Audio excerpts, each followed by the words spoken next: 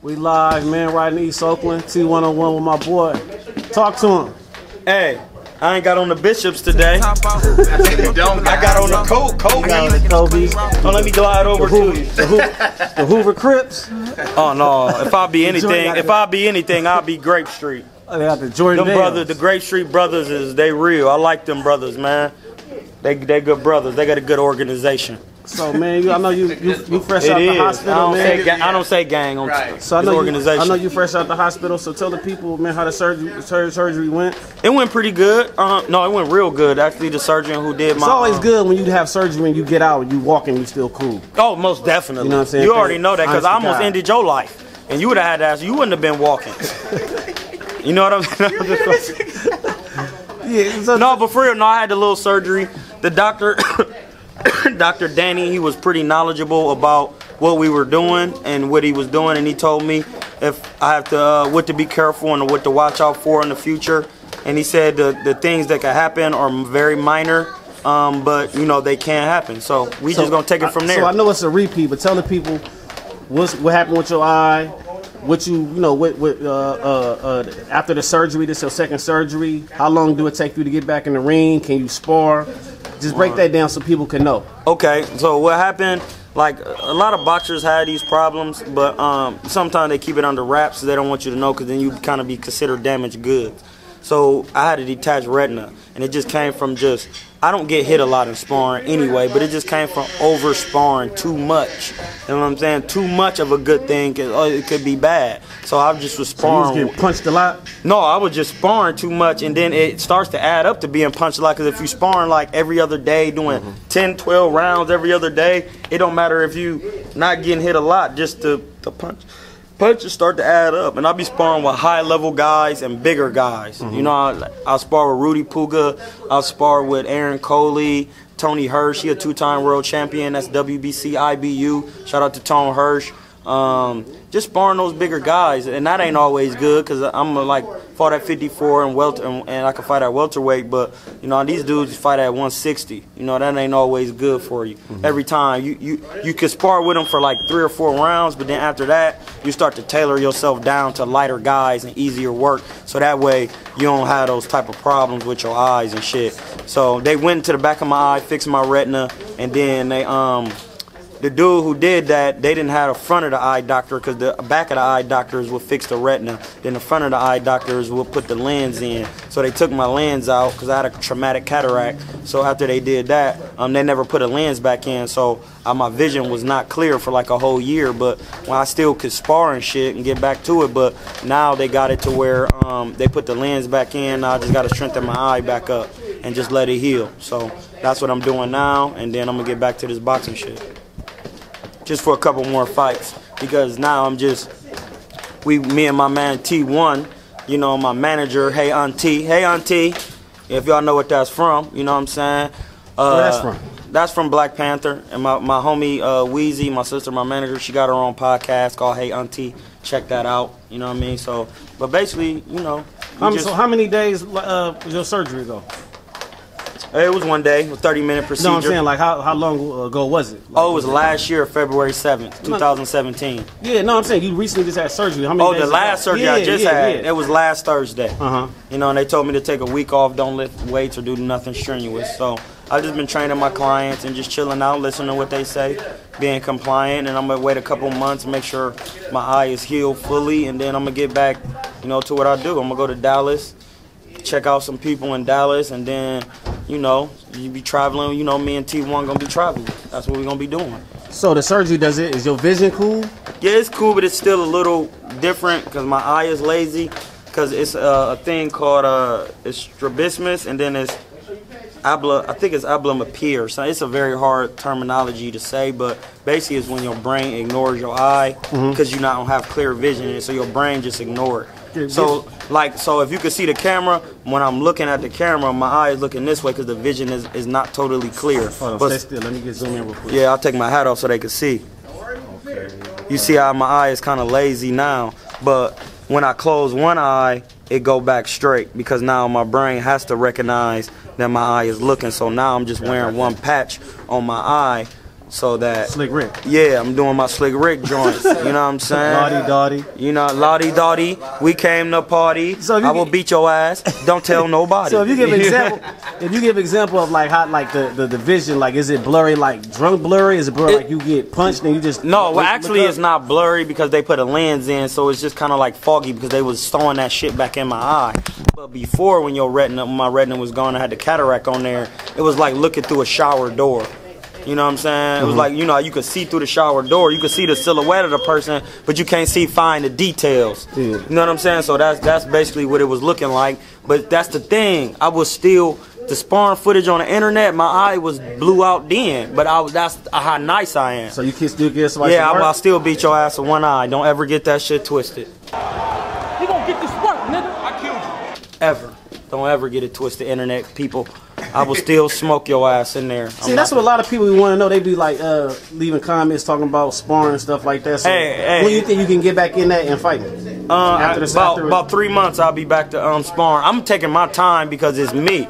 I'm God. You know what I'm saying? I do what I do for me. I'm not about to be rushing and sparring and get injured. And that's why I don't understand why they keep saying that shit about like Keith Thurman and like other fighters. Like he went under the knife, bro. You can't just come back from under the knife and get in there with Errol Spence. You need 2 and 3 tune-ups to test it out. Now you see he back hurt again, which I told you he was gonna be hurt. But you know what I think is with Keith Thurman?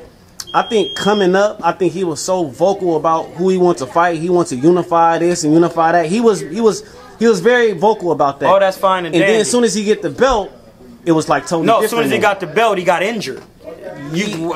What are you talking about? Yeah. He got injured as soon as he got. But him not trying to fight Errol Spence is how he crazy. Gonna fight somebody? He just went under the knife, bro. We just talked about it. That's like me trying to take a fight with my eye like this. You can't do that, bro. That don't make no sense on no level. That's why Kell Brooks' other eye got fucked up because he was like, man, this nigga Errol keep putting pressure on me. I'm gonna just take the fight. Then he got in there and his other eye got. You got to take time off, bro. So he's off now for what? He off now. He re-injured again. So he probably gonna have to. Bro, you got to listen, bro. This is part of boxing. When you doing this, so when you go under the knife on this part of your arm, it's not just like right here on the forearm, or it's a joint, a movement, and he right-handed, or that could be his jab or his hook. If that's blew out, bro, you go into a fight, bro, it's not gonna be the same fight. So how much longer you think he can? Man, he can take his time. Take your time. So if he's off a year, you think he should? I don't care if he off 5 years. Take your time. Don't let these boys rush you out here to get in there and get smoked. That's not how the game works. That's not how pro boxing works. When you injured, you come back off. Ali took 3 years off with no injury, came back and took mad tune-ups before he got back in there with Joe Frazier. Got back in there with Joe Frazier and still got beat because he was off for 3 years. He should have took 1.5 years to get back. That's kind of not a good example. No, that's a great example. How Ali mind frame is. It don't matter. Probably a good way he should have did something different. Yeah. You know what I'm saying? No, ain't no mindset. How you gonna tell me what the mindset is? And I'm the boxer. My point is right now, right? A lot of older fighters, they don't even talk right. Yeah, but we talking about Ali. The years, 3 years he took off, them was his prime years. So he wasn't really out of his prime after them 3 years. He wasn't old Ali then. That was his first fight with Frazier.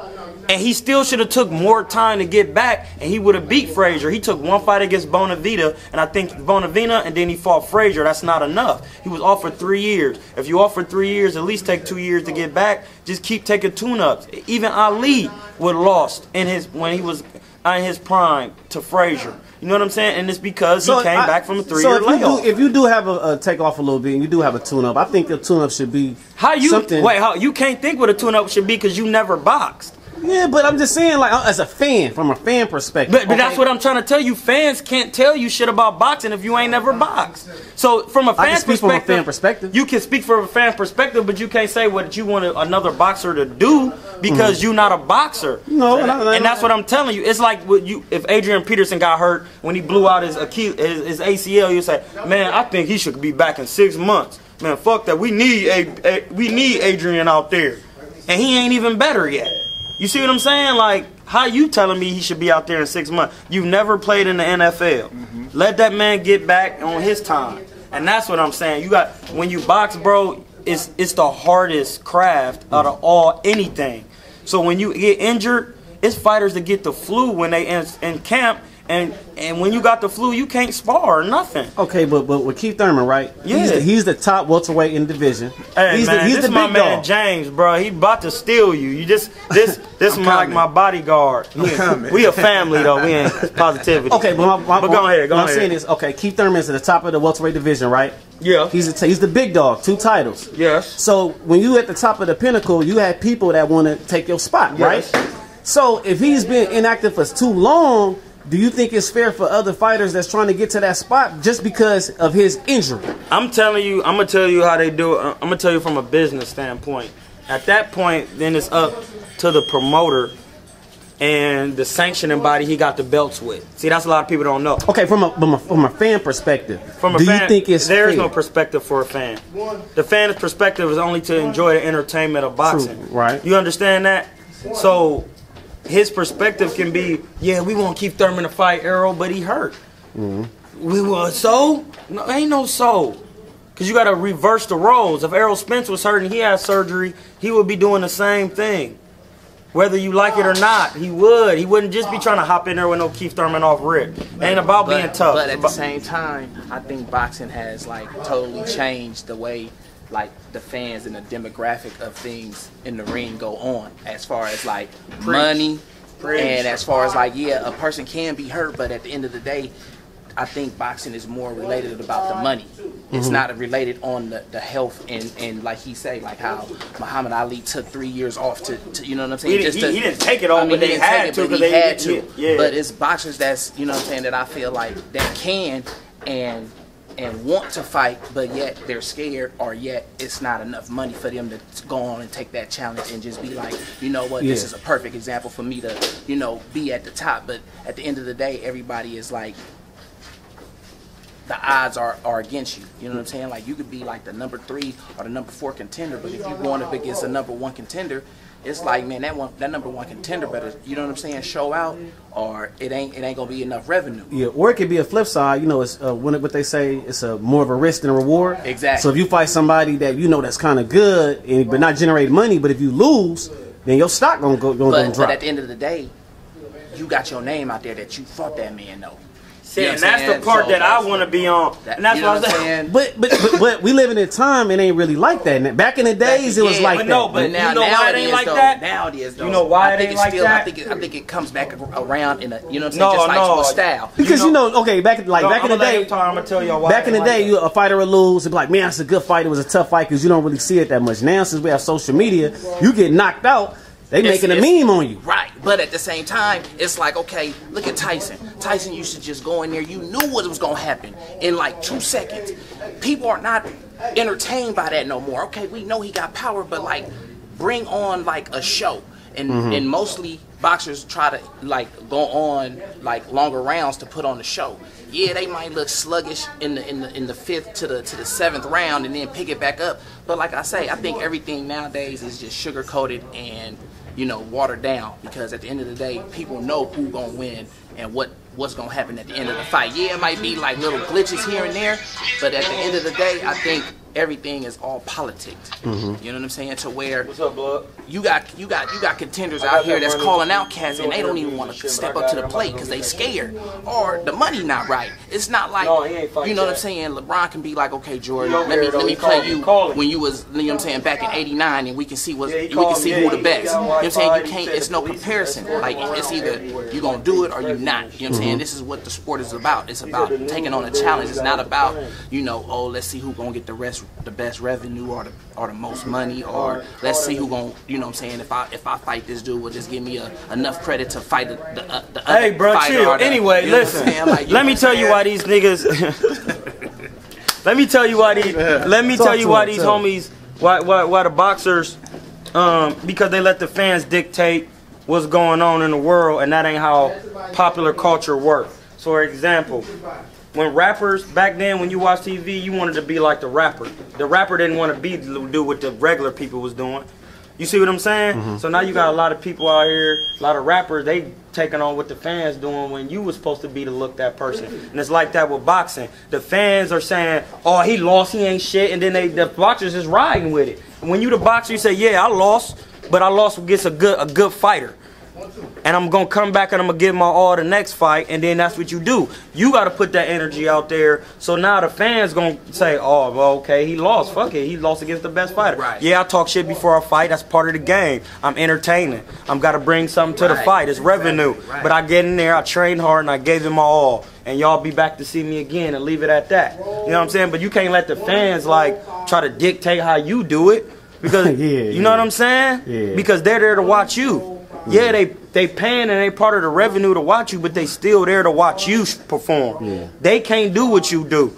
So if you lose, win, or draw, you need to be confident in either. Yeah, I draw, I gave him my all. Yeah, I lost, I gave him my all. Yeah, I won. I want to shout out to my competitor. He's a good competitor. Talk your shit and then let that be that. But you can't let the fans dictate how you feel about the win or the loss, and that's what's going on out here. So you can't fight for the fans. You gotta fight for yourself. You can't fight for the fans because the fans don't be in there. I said it before. When Gerald McClellan fought Nigel Benn and he got injured his brain, none of the fans that love Gerald McClellan went over there and took care of that man. Yeah. Nobody's taking care of Terry Norris. You know, a good example is that is Floyd. Floyd always say, man, I fight for the fans. I mean, I fight for myself. I don't fight for the yourself. fans. You can't fight for no fans. I'm not finna get in there and get smacked around and all that. That's not what boxing is about. It's about hit and not get hit. If you didn't have no rules in boxing and holding and all that, if you didn't have no rules, the #1 rule is protect yourself at all times, hit and not get hit. So that lets you know what boxing is about without knowing all the intricate details. So if I take 2 people, put them in the ring, I say, hey, y'all about to fight. Protect yourself at all times and hit and not get hit. That's boxing. You know what I'm saying? It's not about going toe to toe, taking punches, trying to be tough. Because in the long run, that's not tough. The toughest man is the smartest man in there. You know what I'm saying? Be smart about it. Be technical. Move your damn head. If your style if your style is like more of the stereotypical Mexican style, you gotta add some head movement in there. That's part of the practice. That's part of the game. You need me to get somewhere else? Yeah, you good right here. Yeah, you good right there. That's part of the game. You gotta learn nuances, how to move your head, how to learn a proper jab, how to do different things. That's what boxing is about. You know what I mean? I always compare it to European and American basketball. So over here in American basketball, but see, LeBron is kind of changing it. But back then, if you 7 feet, what are you? 8 feet. If you 7 feet and you playing basketball, what are you? A center. Okay. You playing the big man position. That's over here though. But when you go overseas, it's a different story. They teach you every skill of basketball, whether you tall or short. The fundamentals. They teach you all the fundamentals. Because you're a big man, you need to learn how to shoot the 3. You need to learn how to handle. You need to learn how to pass. That's why we got Dirk. That's why we got Porzingis. And over here with boxing, it's like everybody is so in tune to their own style. And I think the best boxers are a mesh of all the styles. So you take Terrence Crawford. He the new best up and coming.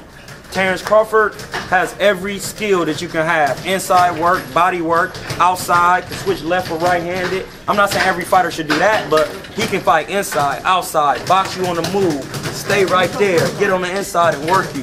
Then you got some fighters that can only box. So then when you put a boxer in there with a pressure fighter, that's when you get that saying, styles make fights. But when you put Terrence Crawford in there with anybody, styles don't make fights then, because he got all the styles. So no matter what style you can do, he gonna trump you every time. Because you coming forward, I'm gonna box your dumb ass. Oh, you going for, I'm gonna put pressure on you. Oh, you want this inside work, you throwing wild shit, bang, bang, and down go, stop you to the body. You know what I'm saying? That's why a lot of fighters don't be want to fight him, because they know he gonna do whatever it takes to win. It ain't about showing being tough, and you know he is street with it, and he gonna be on your head. He be calling some motherfuckers out there punching.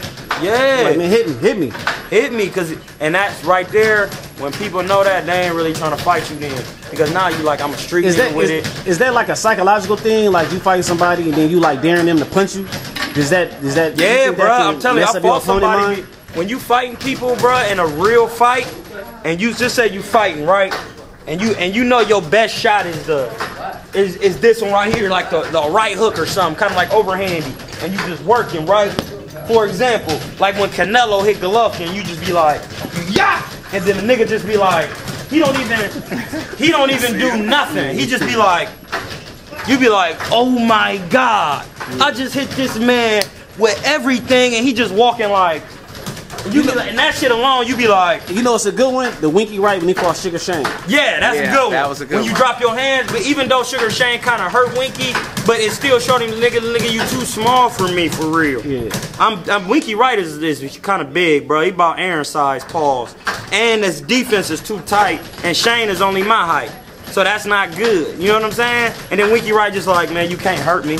Bang, little jab, you know what I'm saying? Shit like that, you know what I mean? And he a southpaw. So yeah, psychologically it fuck with your mind because you giving him your best and he just acting like, but the thing is, once you start being confident with that shit, then it'll start to break that man down. So once you hit him like, bang, and he act like, oh no, oh you walking through shit, huh? I'm like, walk through this, and you keep touching him. Oh, you still walking through shit? You start talking to him, bang, bang, hitting his ass hard. Eventually, when you start going to them guts, that bring that true bitch up out of there, and then he'll back up off you. You know what I'm saying? Hey, so what in today's world, what do you consider boxing as like today's fashion of sport? What sport can you compare boxing to? You can't, because he asked me that question the other day when they did an interview, why you can't play boxing. But I'm saying this. I'm saying like as far as like and belt wise and just basically climbing up the ladder. Like you know what I'm saying? Nothing is so like you don't boxing. think you don't think like martial arts has No, I mean like MMA, any combat sport where you fighting somebody, then yeah, but other than that, nothing is like combat sports. I don't give a fuck if it's karate, point fighting, taekwondo, jiu-jitsu, but I'm anything just saying where but it's belt and it's levels to get to the type of yeah, belts. yeah, and it's levels to get to like I would say boxing is the hardest out of all the sports because just fundamental wise or just no, because wise? it's so much, it's so simple. If you understand what I'm saying. But some people, hold on. Some people can rap, some people can't. Yeah, that's what I'm saying. But play hoop, some people can't. But let me tell you about the boxing. Everybody Why can't. it's so hard? Because this is all you got right here. Right, but some this, these, and this. And you know this is the jab. You know this is the right. You know this is the hook. You know these are the uppercuts. And them is the hooks to the body. So if you know that already, now you just got a time. Now I got. But what if you don't? No, but that's if you boxing, you know it. But I'm saying in today's world, you're not just finna just walk outside. No, you're not. Right. I'm No. just saying. In the boxing world, meaning like the gym. But I'm saying like as far as like boxing regular world nigga going to regular, into the no. That's what I'm saying. He'll get his ass killed in there. You know, he'll get his ass killed in there. One thing about boxing and is different from like basketball, football. Exactly. You by yourself. If you fuck up, you don't have somebody that can bring you, that can help you out or something like that. It's all you. Right then and at that time. So every move you make is very strategic. But I'm just saying, like, in today's society, I'm thinking, like, okay, modern people do know how to fight. Let's just say you just had that ability to, like, you know what I'm saying? You ain't gonna be going in no boxing ring thinking you slapping. But I'm saying, absolutely in today's not. age, I'm saying it's people that's getting gifted now. Getting over on certain things. Getting over, and it's like, okay, well, just like with him. I'm gonna just use you for an example. With him, I think he's a incredible fighter. I think he doesn't get enough chances and publicity for his, you know what I'm saying, his talent. But you could be a weak scrub dude, like out of nowhere. Yeah, you might have fought one dude and he probably had a name and you did some damage, but he probably did like about 60-70% more damage than the homeboy with a record of like 5 cats that's like, ooh, he didn't, you know what I'm saying, he didn't put some niggas in the dirt. To whereas one cat that just had one fight and now he just rise up and it's just like, you know what I'm saying, and that's why I say with the sports industry, I think everybody is getting overlooked because of the image that they portray. Meaning like, okay, he's from Ohio, but yeah, he's from Oakland, so it's like, oh, depending on where you from, like it just seemed like New York and Philly cats just get all the love. That's just you know why? But that's just like the market of the city you in. Right. It's not really the person's fault. Cause you know, I mean, New York, that's a big market. You know, like for example, Vegas like, too. Put it like this: the reason why LeBron left Cleveland the first time because the market it has nothing to do with him not winning there. Yeah. It's the market is so small. They gotta make big moves yeah. to get these big players in. Because first of all, nobody wants to come to Cleveland. It's freezing. Right. Yeah. Like, would you rather work in Cleveland or Miami? Miami. All right then. Because it's whether you're from Ohio or not. Right. Listen, I'm from Akron, Ohio, bro. I love it. Right. I hate the city, but I love it. Right. But would I rather live in Akron or would I live in Oakland? Come on, bro. Right. Exactly. There's no hate against my own city. Exactly. But come on, bro. It's sunny every day. Right. I think what boxing shows more of true talent, like with singing.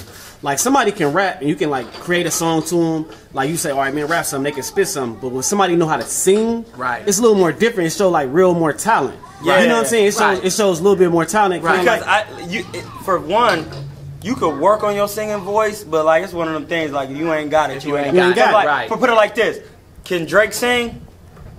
He can harmonize. He good enough. But can Tory Lanez sing? Yeah. Tory Lanez. You see what I'm saying? Right. Drake got a singing coach, but Tory Lanez taught himself. So it's kind of like with music. You can have something that kind of can overshadow your talent, especially nowadays. Yeah, like, you know what I'm saying? You ain't really swag. Yeah, you ain't a good image. You ain't really got to say as much. But in boxing, you can't. Once you get in a ring with somebody, you can't. That's why it's the purest. Yeah. That's why it's the purest. It's the purest, but yet it's still politics in there, and it's still. You still have to be on top of your game as far as like showboating and having but see the thing with the boxing though, the politics only take you so far, blood. Yeah. Because if you can't fight, you can't fight. Right. Yeah. And when the moment they put you in there with a nigga who can fight, all the politics in the world ain't gonna be able to save you. Right. Yeah. So you could put anybody, one of these high boxers, Amir Khan, any Birdo, Rona, any one of these guys, and say don't nobody know me, and then I get in there, clip the nigga, knock him straight out. Yeah. They're gonna be like, how did he? Right. But I've always been better than them. But they've been in the amateurs, the politics. Right. They grew. They making money for certain groups of people. They gonna blast them up. Right. And then even on top of that, after I clip him and knock him out, they never gonna use me again because I done fucked up your money. I done stepped on your play. Right. So now they're going to be like, you know what? He ain't the dude to fight. Right. We're not going to give him no more work. Right. So you got to understand. That's politics. Right. You got to think. You put $1 million into this fighter. You going to put that nigga in there with me? Right. Nah. No. That's what I ain't going to do. You just blew $1 million. Right. Even though you got $1 million, you can't keep doing that. Right. So that's another thing what you touched up on. Like nowadays, boxing is it's a business. Right. So if you invest in your money on this fighter, like you got all your money invested in this fighter, you wouldn't, if he ain't ready, you ain't want to put him again with the Wolves. Like, you know what I'm saying? Like, you ain't gonna feed him with the Wolves. That's why Anthony Joshua is not fighting Deontay Wilder. He's trying to prolong it because he's just not ready yet. Yeah. He just not ready for that right hand. He don't got no D. And once Deontay turned that right hand over and then hit him, we seen how he gonna act because Klitschko put him down. And Deontay Wilder hit harder than Klitschko. Right. Like Nassim Richardson said, when the last time you seen somebody get knocked out with their hands up? Right. Like this. Right. And a motherfucker punching through your gloves and knock you out sleep. Right. That don't really be happening. So that lets you know, even if Anthony Joshua could take a right hand, he ain't gonna be able to take him like that. What you rate his last performance? I rated a -50. He looked like shit in there. And Call a spade. Oh man, what's up with your UK boy, man? Did you watch the fight? I did. It was crazy. It was crazy. Like garbage in there. I can't imagine that nigga was wild. That's what I'm trying to tell people, and they don't want to believe me. What? It was a negative what? A negative 1,000. Man, hold on. But a couple weeks ago, you was kind of bigging him up, saying he had his skills. I know. Listen. I told you. You asked me about his performance against Parker. You didn't ask me about his all-around skill. His performance against Parker was a negative 1,000. It was waste management. Listen, bro. When you in there with somebody who fighting like this,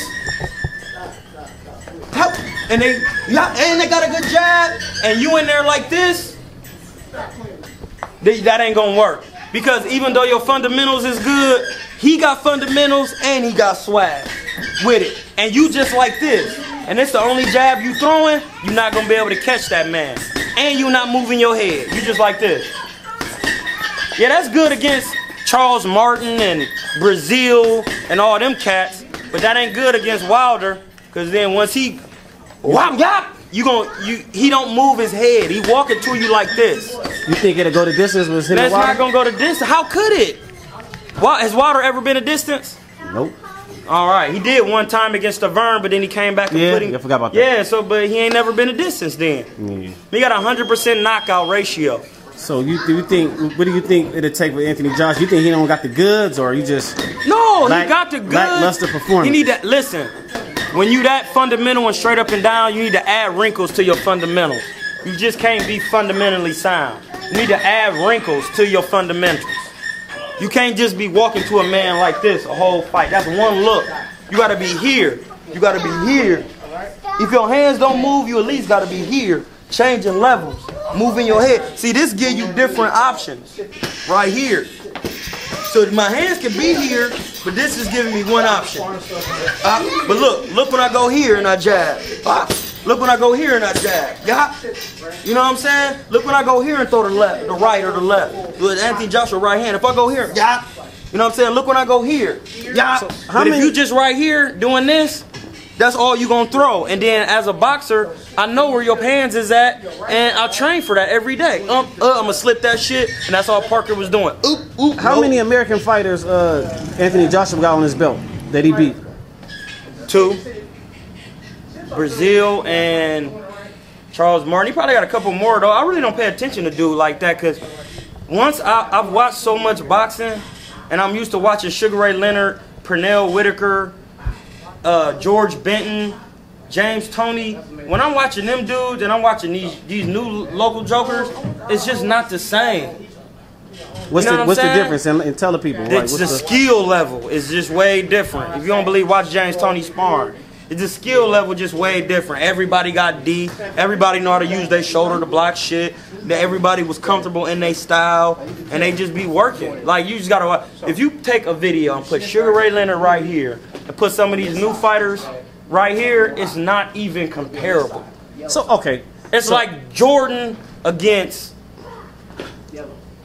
Bill Russell. So it's just like saying the rappers back in the day is not compared to the rappers. The rappers now ain't compared to rappers. No. So it's the same in boxing. So why is that? What's the difference? It's the same because back then people was worried about their craft, and it was a whole different set of morals. And just everything tied into it. It was just different.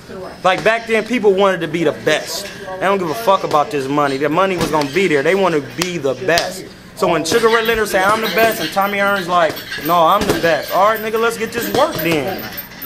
You out? All right, hey, this my man James. So watch out, SDU. Style defines you. Get your shirt. Let me get the shirt, man. The front. What is you doing? Hey, bro, get your shirt. Hey, now you back up. Hey, bro, he one of the reasons though, for real, why I be hitting so hard because he used to wear the body protector. I'm a body dude. And I used to go to his body. But I get up in there though with anybody. And he be hitting hard. The sweater is kind of like a thing for Black Panther. It's just Black Panther. SDU. You can check us out. You know what I'm saying? SDU. StyleDefinesYou.com. Look me up. Straight like that. JSDU. And we here. Salute, man. For sure.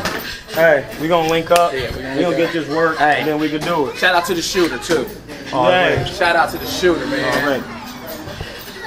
Yeah, so it's kind of like, you know what I'm saying, the boxers nowadays is, you say, different from the boxers back in the days. Yeah, it's the same as rap. Same as rap. The same with rap with lyricism. So you think people ain't really on a craft like how it was back in the day? But you know, I can understand it because, you know, some of these people was literally just trying to get out the hood, bro. So that's why I can't fault them. And another rapper was saying that, like, kind of like on, not the Breakfast Club, when he used to be on Everyday Struggle. Like, he was just saying, man, you gotta understand, Jeezy was saying it. Shout out to Young Jeezy, man. He was saying that, man, you gotta remember, a lot of these kids is just trying to feed their families, bro. It ain't about being the most lyrical, because if I could just put some shit together and get my family from out this situation, and that's what it is. And if that's the case, I understand that, because some of these kids ain't never talking about they trying to be the best lyrical.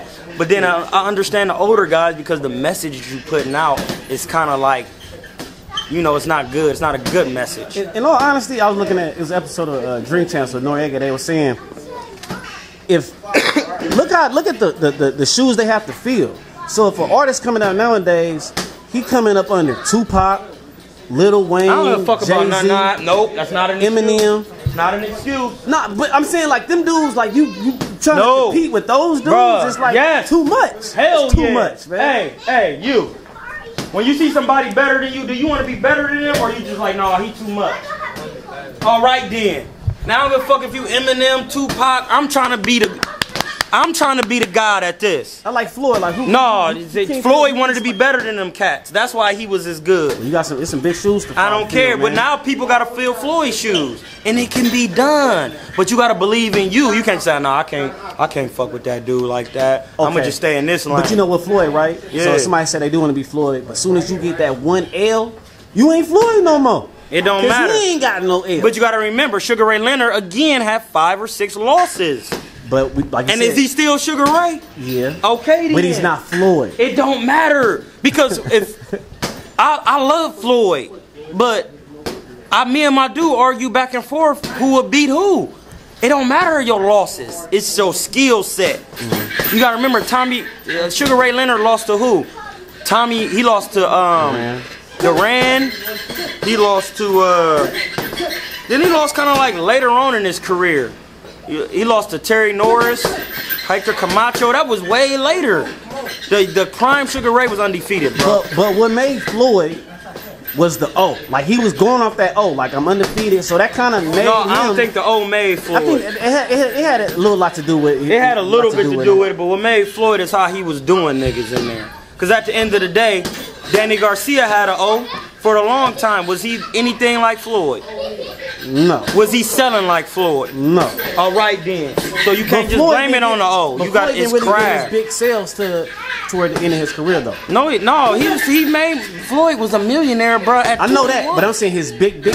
But of course, but that take time. Niggas ain't gonna pay you no $100 million and you just a rookie. But you gotta remember, Floyd told Lou DiBella to his face, listen, this contract you trying to give me is slave shit. Like. I'm the best fighter in the world. I'm gonna beat all these fighters and I'm gonna retire with an O. Lou DiBella looked at that man and said, bro, you tripping. The last motherfucker to do that was Rocky Marciano. And you trying to step in some shoes you can't. Floyd was, man, what, nigga? All right, I'm out. And you see what he did. You see what he did. So it's up to you to want to be better. It ain't up to just looking at somebody and say, no, I can't feel them shoes. It's up to you. You gotta get you there. But we in a time where people, they try to fight like Floyd, they try to do little antics like Floyd. So I think a lot of people are really comparing their career and they moves off Floyd. I would too. Why wouldn't you? He the best. That's like saying, how old are you? 23. 23. Who did you grow up watching basketball? Cause you young as hell. LeBron, Kobe. So when you was playing basketball, who was you trying to be like in your mind, for real? Kobe. All right. Is anything wrong with that? No. No. Cause why? Cause he good. Cause he the truth. Yeah. So when I'm boxing, why am I not trying to be like Floyd? Why am I not trying to be like Ali? Like these motherfuckers is the best. Like you gotta try to be like the best. You have to emulate somebody, a champion, to become a champion. Mm-hmm. You can't look at local jokers and think you're gonna be no champ. How do that work? So you gotta follow your own step, follow somebody's steps to make your own journey. Yes, that was a good bar. That's bar. That's like drinking Lil Wayne. That's like yes. You gotta follow somebody's steps to create your own journey. That's a quote. That's a meme right there, right? You can't just come out the womb like, nigga, I'm doing my own. Yeah. Because life don't work like that. No, you need that knowledge. You need it. Listen, I'm gonna hit you with these bars real quick. We all know where the cradle of civilization started in Africa. So everything come out of there. They was the first. Mm-hmm. So when you need to learn something, you need to go back there and learn. You can't learn nothing higher than that. Go back to the roots. You need to go back to the roots. Yeah. For everything, and then everything else after that will make even more sense. So, put an example. When I was trying to learn the Philly shell, Floyd is so good at the shell, it was kind of hard to learn it. So, when I really got better at it, I started watching a guy who invented it, and his name was George Benton. And once I seen how George Benton do it, then I said, okay, now I know what Floyd doing. Floyd is Floyd is like LeBron now, but then I had to watch who LeBron said he watched to learn how to mesh that shit together. You feel me? What Magic Johnson, Oscar Robertson. Magic Johnson, Oscar Robertson. So then you watch them guys, you say, okay, I see why LeBron is doing what he's doing. Because those guys kind of fit his basketball sense, how he want to play. Then if you watching Kobe, you already know who he watched. So you go back and watch Jordan. And then what you do, you watch both of them and you take from both and create your own. How your body move, how you turn around, how you jab, you know, how you shell. Because James Toney did the shell too, but it didn't look nothing like Floyd's. It was whole different, but it was still the shell. You feel me? So it just, you know, you got to look at somebody and you better be looking at a champion. You can't be looking at how you looking at somebody 50 and 100 and you talking about I'm going to look at him because I'm going to be a champion. He never was a champion. That's what I'm saying. So this past week, the fight with Canelo and Triple G got canceled. What you should have, because if you cheating, you cheating. And Canelo, and I love Canelo. Triple G about to fight Gary. I call him. He ain't. I call him Soda Pop. You remember Mike Tyson? Triple G so weak, bro. You remember Mike Tyson? Soda Popinski? Yeah. That's who dude look like. Have you seen a picture of him? He about to fight Soda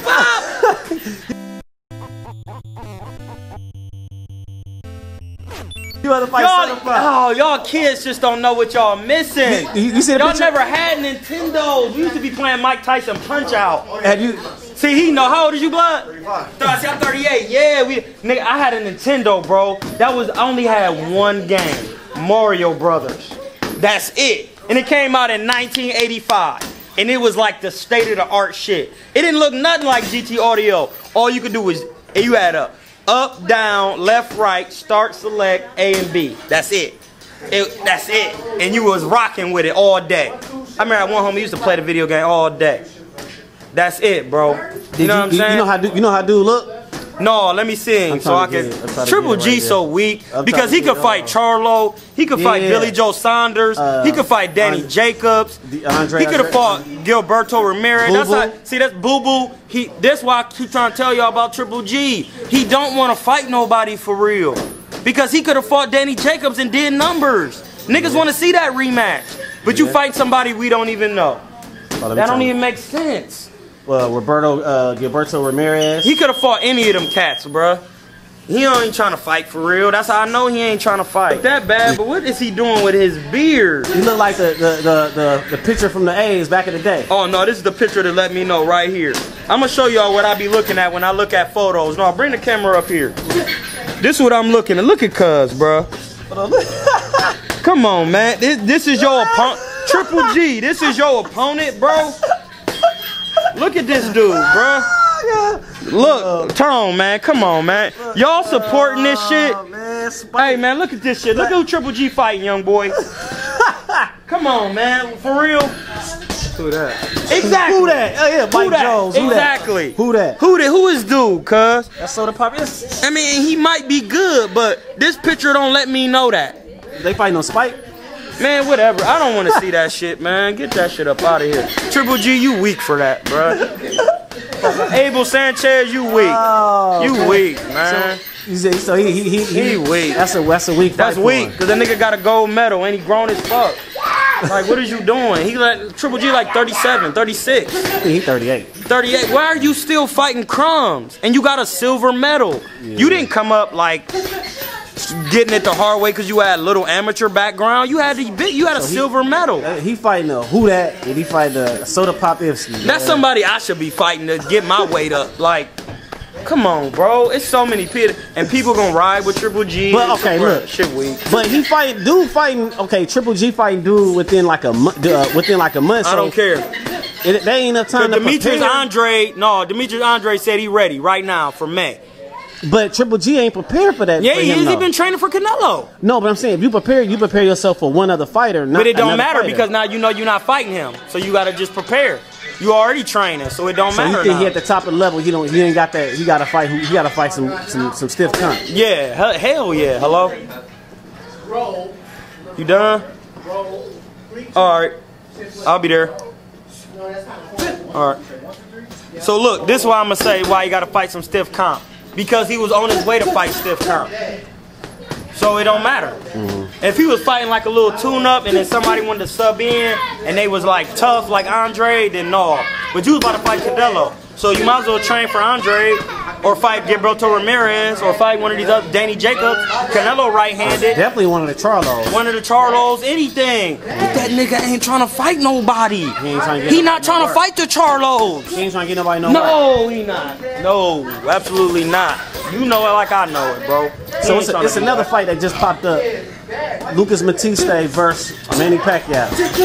Pacquiao, I love you, bro. I got Pacquiao to win that fight. I don't, because Pacquiao older, bro, and that's not a good fight for him.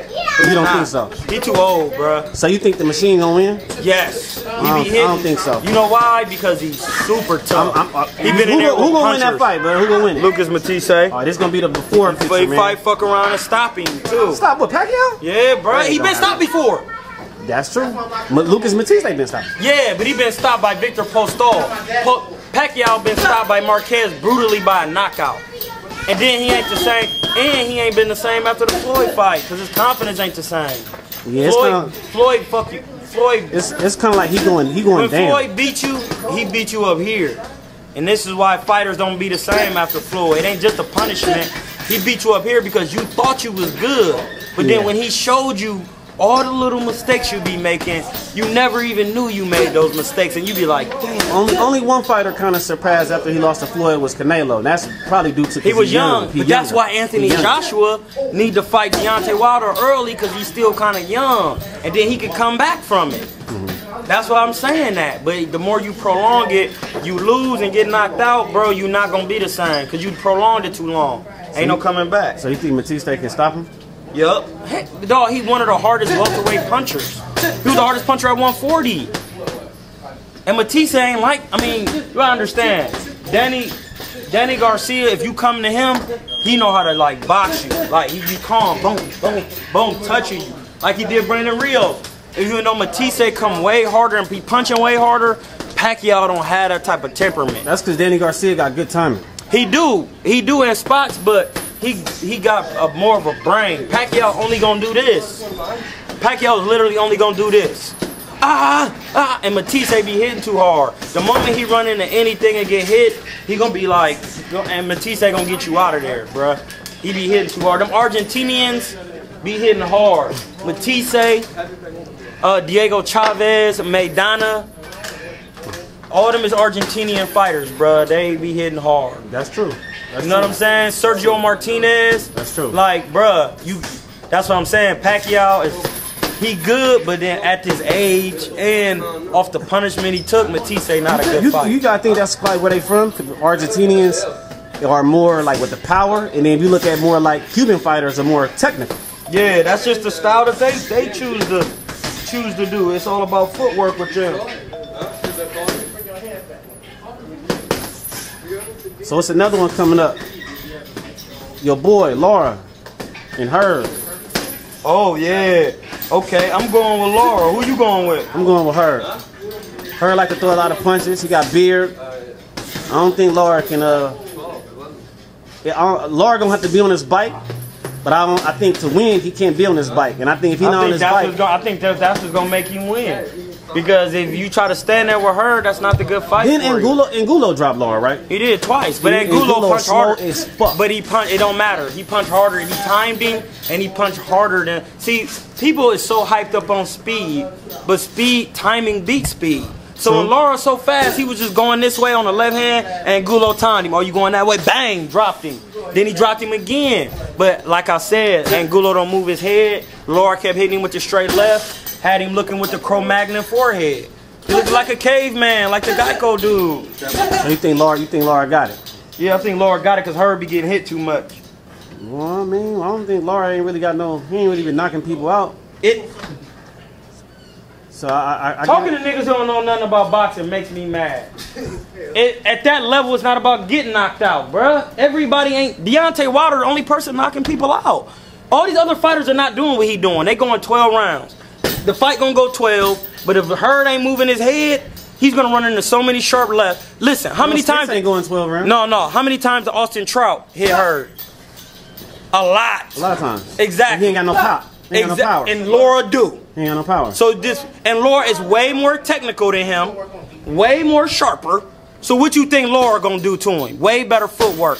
We gonna see. I know. We gonna see. Dude gonna be bang, bang, bang, bang, and the referee gonna stop it, or he ain't gonna be able to continue. I'm telling you, bro, it's not gonna be good. He be getting hit too much. He better come in there moving his head or something. I think Hurt is good, man. He ain't that good. He okay. He okay. I ain't gonna say he ain't that good. I think he can add some dimensions to his style. You know what I'm saying? Yeah, like what? More head movement, more patience. But he got that Baltimore style. That's how they fight. You know, they come to you like that, non-stop. Speaking of B-more, you seen Tank comments and stuff you been putting out? What'd he say?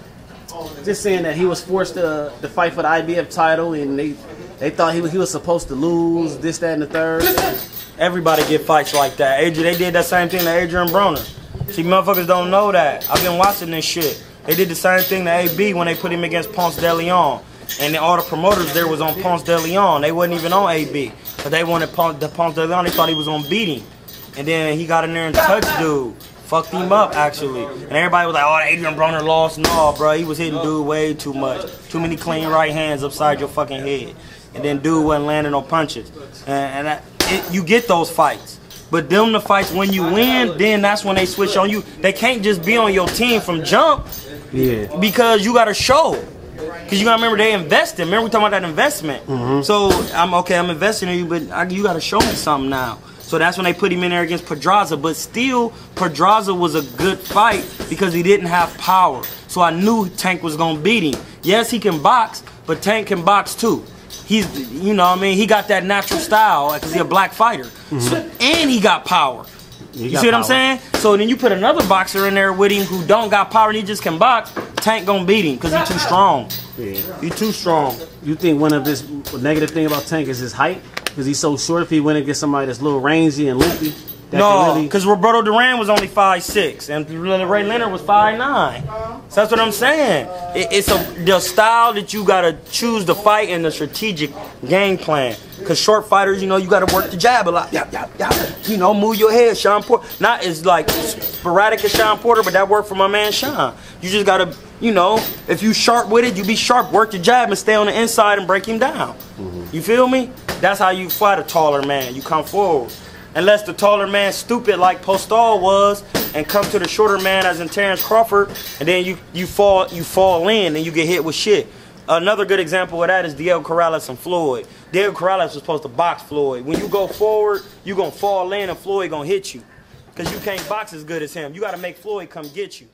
You know what I'm saying? Yeah.